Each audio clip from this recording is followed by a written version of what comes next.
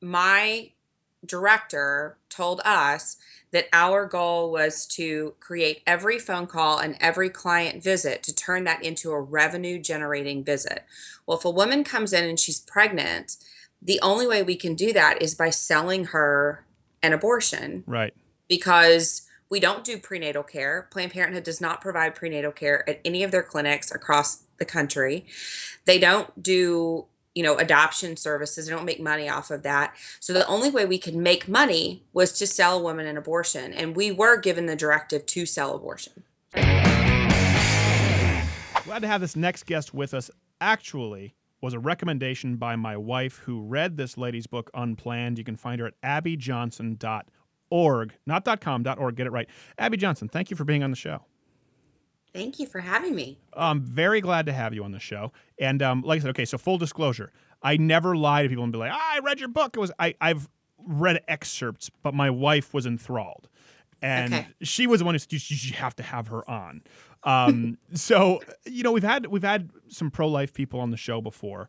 And my wife knows all of them. She reads almost anything she can get her hands on. But there was something here that really touched her. Have you noticed a reaction from many people who've read your book that that sort of differentiates it, I guess, from a lot of the other sort of pro-life sites or books out there? Yeah, I think one of the things is that because I used to be a pro-choice person, and then writing a book kind of about being that person and being in the pro-choice movement. Um, my purpose was not to vilify them, but just to help people have an understanding of where they're coming from. Not saying that it's right. Right. Abortion is absolutely wrong, but that, we're not at war with these people that are working in the clinics or these people who are pro-choice. We're at war with the ideology, but not the people themselves. And so I think that was something that was new to the pro-life movement, Mm-hmm. honestly, because they had for so long wanted to make enemies of the people who do support abortion. Right. I think you're right. And I think, we've talked about this. I think there's a time for that. I think there's a time to throw caution to the wind and offend people, and it's okay because you're Sure. offending the right people.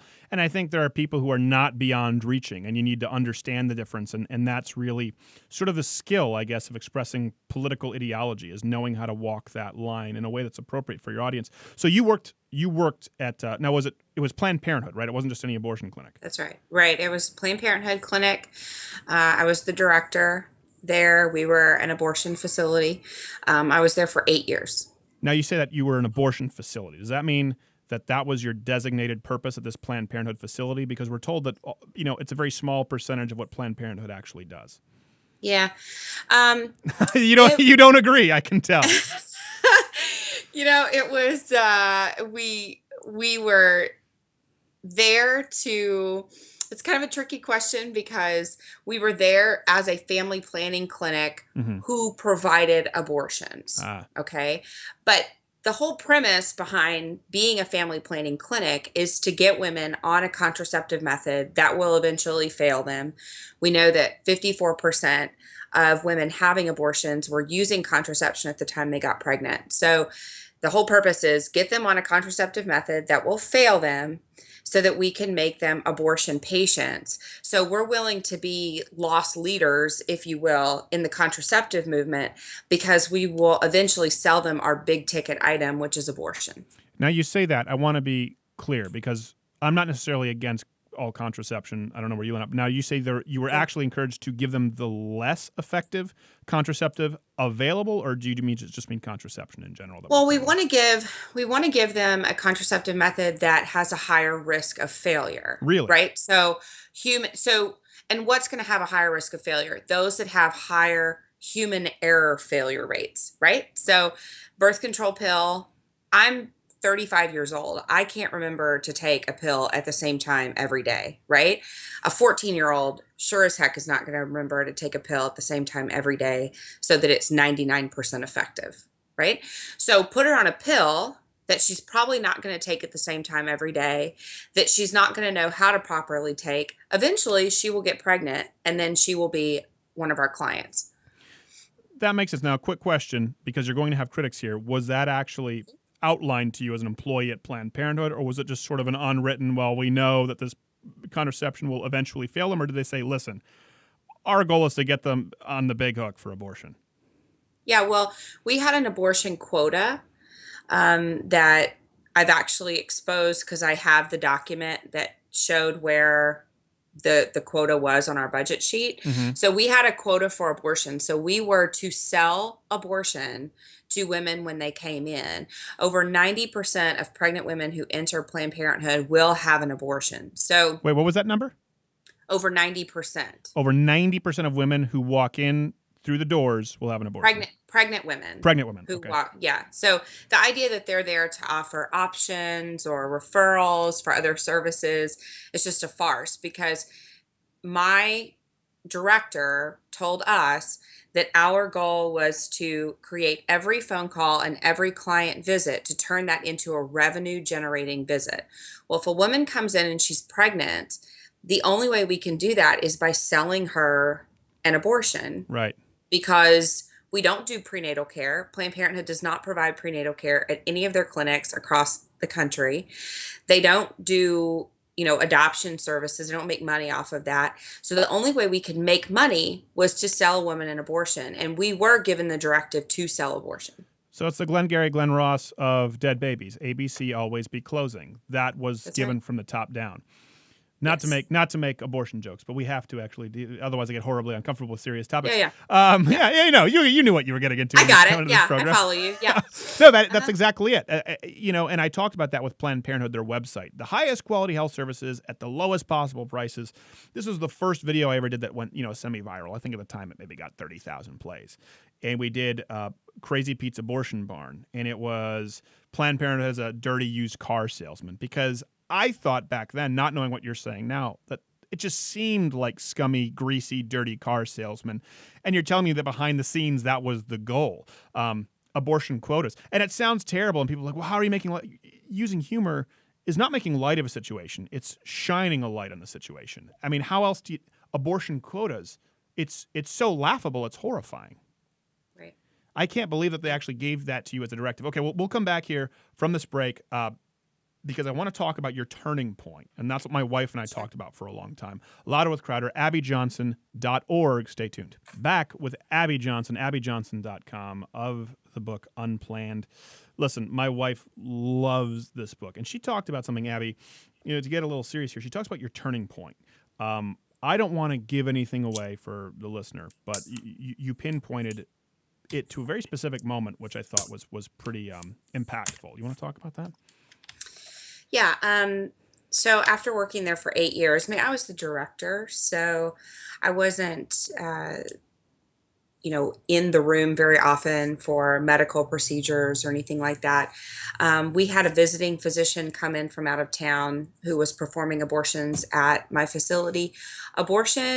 Planned Parenthood's protocol and the National Abortion Federation, their protocol for abortion is that it be done in a blind manner. So they have a suction tube that's hooked up to the machine, and they just blindly poke around inside the woman's uterus until they think they have enough tissue in a jar.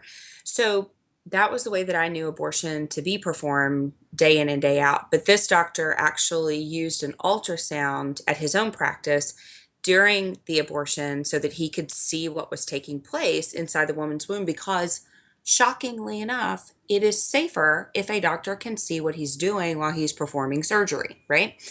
So, but that was I don't know that I agree with the premise, but continue.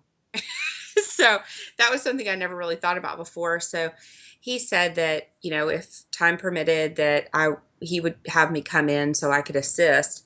My job during the abortion was to hold the ultrasound probe on the woman's abdomen so that he could see what was going on during the abortion. And I watched a 13-week-old baby fight and struggle for his life during that abortion procedure. And I knew then that I had been lied to. I knew that because of that, I had in turn lied to thousands of women who had come through my facility. I estimate that I helped to provide about 20,000 abortions during my time with Planned Parenthood. So I knew I had to get out. I knew I had to leave. And that was when I made the decision to quit. How soon did that occur after that moment with the ultrasound? I left about a week Really? later. Okay. So it was. Sometimes people will go back and they go, "Oh, I had my sort of come to Jesus moment," and you realize, well, it didn't really happen. So this was literally within a week you were gone. Yeah, and I didn't want to leave my job because I made a ton of money at Oh, Planned sure. Parenthood, and all of my friends were there, so I didn't want to leave. I was trying really hard to make it okay in my mind, what I had seen. Sure. But after a week, I was just like, I can't do it. I can't make this right in my mind. Are you still friends with any of them? No, no, no, they testified against me in court, actually, so we don't really talk anymore. Yeah, that can kind of put a damper on the whole friendship. Yeah. Now, Yeah. how did they testify against you? What was it So, they well, 3 weeks after I left Planned Parenthood, they took me to court, and they were concerned that I was going to share proprietary information about the organization, which that was a reasonable concern for them I since that can is yeah, what I let's do. be honest Yeah, here. let's be honest. Yeah, that was a concern. Um, but you can't sue somebody for becoming pro-life, and I had never signed any sort of confidentiality statement while working there, so they lost, and that's it. Well, even then though, it would seem in most cases, and you can tell me I'm out of line here, friends, people who are your friends, you develop these strong relationships. Generally speaking, if it comes down to siding with a corporation or an organization or a friend, they would side with the friend. So, what do you think was such a strong pull that they decided to support Planned Parenthood, the organization, to come against you, Abby, the person, in court? Yeah, I think money. I think they were concerned about losing their job. Um, they were higher level employees with Planned Parenthood, so I think that was certainly a concern. I mean, they didn't know that this would happen, but after they testified against me, they actually got fired. So, it might have been different if they would have been able to see ahead to that. But Why were they um, fired? I don't know. It's because they I were just crappy know that. witnesses? I guess so. Yeah. That's a Yeah. weird reason to be fired, but I'm glad they were. I'm not contesting it, but that's a weird reason to be fired. No, no, no, no. I know. I mean, I'm glad that they were fired too. But The problem is, I mean, yeah, it just gets replaced. So let me ask you this: when you see, I've talked about this with my producer actually, who's not here right now, Fundip, who is liberal socially but incredibly pro-life. When you see the political football being played with the issue of abortion, and Planned Parenthood comes in the news, I mean, right? The defense is always from the left. No, no, no, no, no, no, no. It's not about abortions. They provide health care to millions of women in this country who would otherwise never be able to afford it. The right is just, this is their anti-woman sexist crusade. What do you think when you hear that? Planned Parenthood does not provide any services in regard to women's health care that low income women cannot get from any other federally qualified health center, rural public health center, hospital system, or Medicaid provider in their city. There is not one place where Planned Parenthood is located where there are not multiple other options for her to get health care if she's low income. And believe it or not, Planned Parenthood is not always that inexpensive. I mean, sometimes women are having to pay anywhere from $50 to $175 for, to get an annual exam with Planned Parenthood. Sometimes not, but sometimes they do. How much would an It's abortion all, cost in comparison? it starts at about $400. Okay. So even the abortions aren't necessarily inexpensive. No, What no, if someone but can't afford it? we would give them tips on how to raise money for their abortion. Okay. So it's not like an emergency room where you have to serve them anyway and then. No, no, no, no, no. Okay. No, you have to pay. In fact, if a woman came in, They're not even this, altruistic in their abortion providing. It no, still no, comes no, down to the no, dollars. they're not charitable. Come on. Um, we would, this is like really heinous, but this is true. Um, when a woman would come in, we would take her payment based on her last cycle. So we would say, okay, we think based on your last cycle, you're 8 weeks and 5 days pregnant, right? Well, if we got them back to the room for their abortion and we did the ultrasound and we find that they were actually, let's say, 10 weeks and 1 day pregnant, well, there's a price difference between 8 weeks and 10 weeks, $100 price difference. So somebody, usually the last person hired, would be tasked to go into the room while the woman's on the table and say, hey, you're a little bit further along than what we thought you were. So we're going to need to collect $100 extra before we can start your abortion procedure. Holy And then crap. we would be like, is it down in your purse? Do you want me to grab it for you? Or does your boyfriend have it out front? Or how do you want to take care of that? I've been hustled in the streets of New York, more politely. Yeah. Literally, for a bag Yeah. of M&Ms. I'm not joking. That's a true story. It Yeah. cost $2 for a package. I ended up losing $20, but I had 5 bags of M&Ms, so I guess it ended up There you go. okay. Yeah. My cousins never let me forget it. That is unbelievable. So, okay. So it's all, again, Glengarry Glen Ross. It's all about the upsell, right? It's like, do you want the large popcorn? Pay an extra $100 for your abortion. Now, where do you line up politically for those listening? Were you to the left before, and did you shift your whole political ideology, or just in the life issue? I was definitely as left could be when I worked at Planned Parenthood. Right. Um, it was funny when I first started getting calls about doing media interviews, and I got a call to go on Bill O'Reilly's show, and I called my Uh-oh. parents who are very conservative, and I was like, "Oh my gosh, I'm going to go on Fox News," and my mom was like, "You hate Fox News," and I was like, "Yeah, I think maybe I'm going to start watching it now." But it wasn't. A lot of things changed in my life, so I'm probably too liberal for most conservatives. I'm too conservative for most liberals. I follow a consistent life ethic. So I'm against the death penalty, against abortion, against assisted suicide. So Okay. that kind of has me fall in the middle. Okay, that makes sense. So then you would have a better perspective as someone who is pro-life. I do say this, though.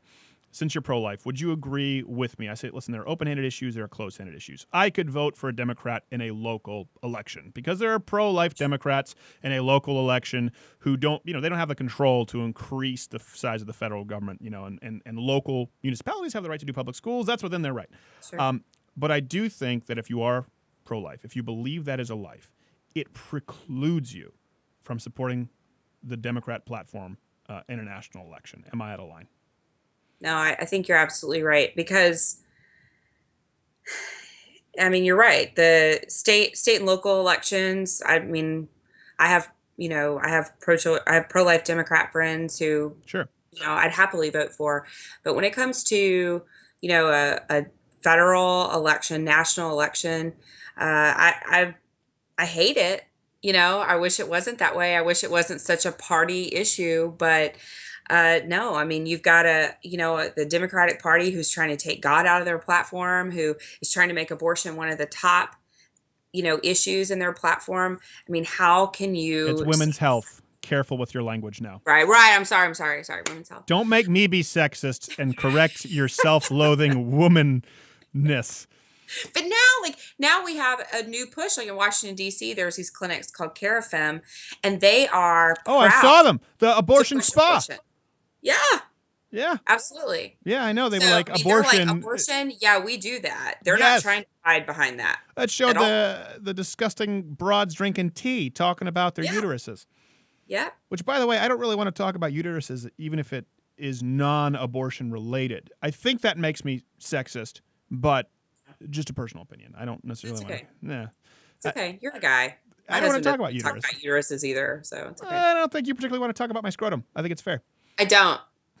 That is fair. That is fair. But I do think I'm entitled to an opinion. For example, I'm sure you have very impassioned opinions on scrotums. Okay, well, that's okay. You don't have to, but it's your right. This will never make air. This But will if never I make. wanted to, I could. Well, that's one thing that really bothers me, right? No uterus, no opinion. It's not about your uterus. It's about that life. It's about that baby. And this is just one thing where they go, well, Republicans want to tell you what you can do with your body. In no other instance, none, does the Republican Party platform. You might have some individuals, like Dick Morris in your feet or something like that. But no actual Republican platform has an interest in a lady's body in any other facet aside from when it has to do with that life. They don't want to have an opinion on whether you can buy contraception, whether you can shave your legs, whether you can work it. None of it. Shouldn't that No. show people that it's not really about taking your Well, and to body? be perfectly honest, the Republican Party is not really interested in what you're doing with your body. We're more interested in what you're doing with the body of the innocent person that's in your womb. Exactly. That's what we're interested in. You can do whatever you want to with your body. You can go pierce it up. You can get a bunch of tattoos. Do whatever you want. But Does you Planned are Parenthood not do allowed. piercings? Huh? Does Planned Parenthood do piercings? Never mind. Don't answer that. We have to go to a break, but I'll bring you right back. Okay. Abby Johnson, abbyjohnson.com. Stay tuned. Back with Abby Johnson. I'm surprised she stayed after all of that nether region talk beforehand, but you have to talk about it when you're dealing with abortion. I mean, feminists are so ugly in their language Yeah. right now. And the truth is, you have people out there like Patricia Heaton. You have people who are genuinely strong women who support women in selling their personalities, in putting on display their talents and their skills as opposed to their body. And there really is a tie-in between the abortion issue and what we sort of call third wave feminism. Have you noticed now, I guess sort of being more middle of the road, the pushback on this authoritarian feminism that you see from people at Planned Parenthood and CareFem, those kinds of campaigns? Yeah, I think so. I mean, I think we're seeing a lot, kind of this idea of like new feminism.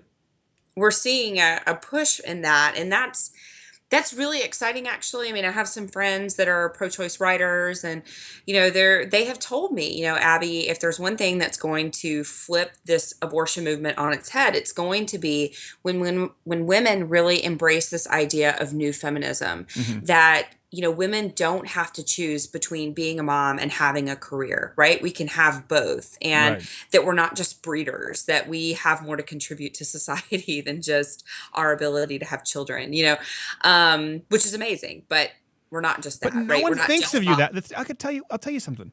Men don't think of you that way at all, particularly I the know. pro-life men who tend to respect women much more. Listen, a pro-life man doesn't get to check out and say, sorry, sweetheart, go have it sucked down a tube. They have to assume responsibility for that woman. So Right. I'm just saying it, not to derail the conversation, but I have tons of guy friends. Never once does a conversation go, hey, now that the women are wrong, they're going, aren't you just so glad that we have a bunch of walking uteruses waiting on us hand and foot to make sandwich? It never comes up. Um, so, and I think there's been actually, just like there's been more racial division in this country, there's been more gender, sexual division, I think, than ever, because there's a rejection of this from these supposed men's rights activists, which are kind of silly too, and this third wave feminism. And it sounds like you, maybe even some pro-choice friends that you have, are somewhere in the middle where you can find reason. Yeah, and they hate it. Honestly, Yeah. they hate that this idea of new feminism makes sense, this pro-life feminism. They hate that that makes sense to them because it completely goes against the traditional feminist model, right? That Right. there is no equality between the sexes, that women should be ahead of men, that it's not about equality, that it's this us versus them But sort if of you're ahead of structure. men, then we have rape culture, and that's a whole other problem. So we need That's a to, whole nother thing, right? Yeah, yeah, we we need need, to do another show about that. yeah, we need to figure out where exactly we need to be in the line to just avoid the rape culture, and the retroactive non-consent is a big issue Right. now. Right, right. I want to ask you this now: are you familiar with I'm sure Anne McElhinney and the Gosnell movie that they're doing? Yes, So I we am. had her on the show, and she talked about the horror stories of Gosnell. Yeah. Now, she contends that obviously he's terrible and they're doing a movie on it because it was a national story, but that it's not that far off from what's probably happening at some other abortion clinics across this country. Now, we're not talking about the sanitary conditions, but how far along the trail they actually do abortions, how it's just a chop, shop, boom, in and out. How much in common do you think someone like Gosnell would share with the general American abortion doctor, maybe at Planned Parenthood? I don't think a whole lot, honestly. I Okay. mean, yes, I think Gosnell was, I do think that he was a rare he was running a sort of rare kind of operation. There are others like him.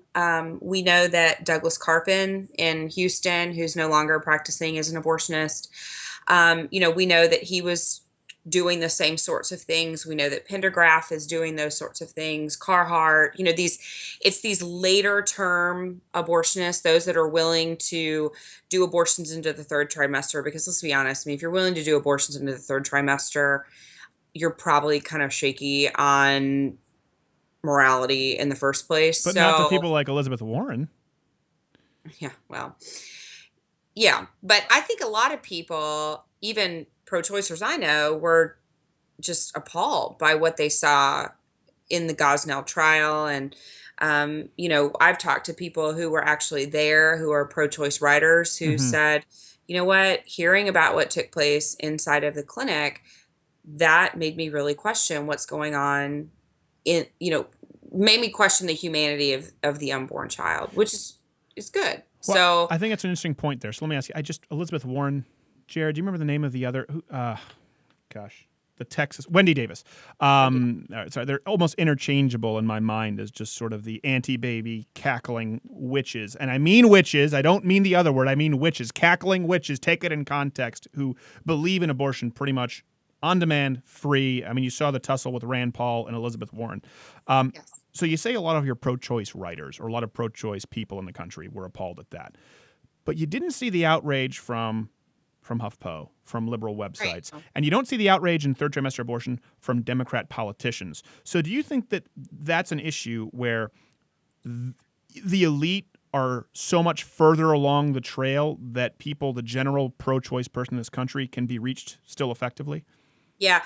So here's the thing. So anybody that's in leadership inside the pro-choice movement, Right. they cannot deviate from abortion on demand without apology, right? They cannot. You cannot start saying, well, okay, I think abortion's okay here until 24 weeks, or I believe abortion's okay if it's done this way, but not that way, right? Because then you pro-lifers can really easily start to pick apart your argument. So Mm. for them, for people who are really leading this charge, I mean, this was how it was for me at Planned Parenthood. I mean, you cannot deviate from the plan of legal abortion anywhere at all times without exception through all 9 months of pregnancy. That's a good point. So you're saying even if those people in leadership may agree with those points that, hey, come on, you're talking about a third trimester abortion, they would, behind closed doors, you think, say, yeah, I agree, but they publicly cannot deviate from the game plan? Yeah, they cannot. I mean, I remember when I worked at Planned Parenthood just thinking, ugh, okay, abortions after 24 weeks, that seems too far. These babies they can survive out of the womb. They're viable. Well, you're saying after 4 weeks, so we're not even close to the third trimester at that point. How often are abortions performed after 4 weeks in Planned Parenthood? Not third trimester, but, 4 or 5, 6 week abortions. Well, so most abortions are performed before 12 weeks. Right. So there's in the first trimester. So the overwhelming majority of abortions are performed in the first trimester. Um, So I was you saying, know, I meant first month. My apologies. I was going no, I got month it. and sure. So then there's a drop into second trimester abortions, and then there's an even more significant drop into third trimester abortions. Sure. So you're looking at maybe we think maybe about 20,000 babies are aborted in the third trimester in the United States every year. That's still shocking. I mean, it's a lot. Yeah, no, it's That's a lot. I mean, that's a point where there's really no scientific debate as to whether it's potentially viable, as to whether it's an individual, as to whether they have nerve endings. There's no scientific debate at that point. No. So here's my point. So, and I've always said this, I think that with abortion, sort of the Oprah soundbite is it's ultimately sacrifice at the altar of self. It's personal convenience, personal happiness is more important than this life. And I feel like, and I think you've reiterated that, I want to make sure I don't misrepresent you. There are people in the movement, we're at a point where it's not about women's rights. They do believe it's a life, especially as science comes in. They know it's a life. They don't care anyway. Is that unfair? No, that's totally fair. I mean, I remember a pro-lifer asking me one time, when do you think life begins? And I remember my answer just being like, well, it doesn't matter. It doesn't matter when life begins because abortion is legal and I'm going to do everything I can to support legal abortion through all 9 months of pregnancy. That is not how I felt. That's not actually what I felt in my heart. That's not how I Right. felt in my mind. But I could not stray from that talking point. Why did you go into this? Why did you feel passionately enough about this to do it? I've had 2 abortions myself, so About 70% of people that work in the abortion industry have had abortion. So I think a lot of it is just kind of justifying your own past behavior or your own past mistakes. But I mean, honestly, I was just very naive. I was a college student. I didn't know anything about Planned Parenthood. And, when this woman is telling me how they serve these, uninsured or underinsured women, and they're the only hope for these women if they need health care. I mean, it sounds like Planned Parenthood is this benefactor to the masses. Sure. And that was something that I was interested in helping with. Okay. So your heart was in the right place. Maybe the mind took a little while to Just catch up. just very misguided. That makes sense. And I think there are a lot of people out there like you. And like I said, I think there are people, the Elizabeth Warrens, Sure. I just forgot her name again. The text, Wendy Wendy Davis. Davis. Gosh, I can never remember it. You know why? It's just like a generic white lady name. Right, yeah. It's like, you saying we all our names are alike? Yeah, I guess it's anti-white racism. It's Wendy Davis. It's like Crowder's racist. Yes, exactly, against white women. So those people are beyond reaching. You kind of have to make an example of them. But there are people like you out there who are maybe not quite far enough along the trail. And I do think Abby Johnson's book, Unplanned, is a great way to start. AbbyJohnson.org. Unplanned, much like our private part discussions in this interview. Abby, thank you so much for being with us. Sorry, did I miss anything? Any closing words here that I missed? No, I don't think so. Oh, well, just so you know, you were talking about conversion, and how we can convert minds. I actually run an organization that reaches out to abortion clinic workers and helps them come over to the pro-life side. And we've had 160 workers come to us. So there are a lot of people who are working in these clinics, who want to leave, who are looking for an excuse to leave, and they just need a hand. They just need a hand up so that they can get out. And that's what we've been able to provide. And 160 of those workers, 6 of them were abortionists that are now no longer performing abortions. So it can happen. Okay, well, thank you, Abby. But you must go peddle your anti-woman sexist propaganda elsewhere. AbbyJohnson.org. Yes. You must go. Thanks for being with us. Stay tuned to Louder with Crowder. More after we keep the lights on with these sponsors. If you enjoyed this video, congratulations. You stumbled into the dark corner of the internet that wasn't plastered with breasts. And you could subscribe by clicking my face or watching one of these videos next to me. Do they or do they not have breasts? I don't know. We better click.